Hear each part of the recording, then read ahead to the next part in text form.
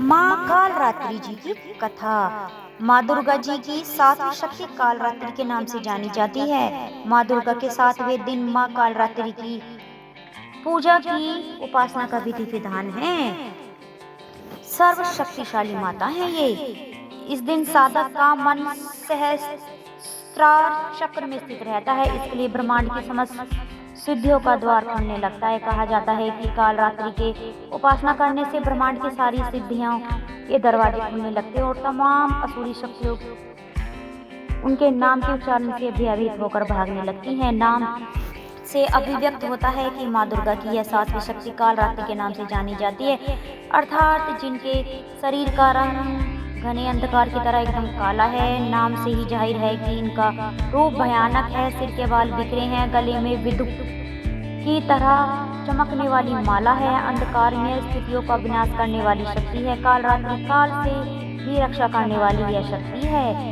इस देवी के 3 नेत्र हैं, तीनों ही नेत्र ब्रह्मांड के समान गोल हैं। इनकी सांसों से अग्नि निकलती है। यह गर्दभ की सवारी करती हैं। ऊपर उठे हुए दाहिने हाथ की वर मुद्रा को वर देती हैं। दाहिने हाथ की तरफ नीचे वाला हाथ अभय मुद्रा में है, यानी भक्तों हमेशा निडर और निर्भय रहें। बाएं तरफ के ऊपर वाले हाथ में लोहे का कांटा और नीचे वाले हाथ में खड़ग है। इनका रूप भले ही भयंकर और परंतु यह सदैव शुभ फल देने वाली माँ है, इसलिए शाकंभरी भी कहलाई, अर्थात इनके भक्तों को किसी प्रकार से भयभीत या आतंकित होने की कतई आवश्यकता नहीं है।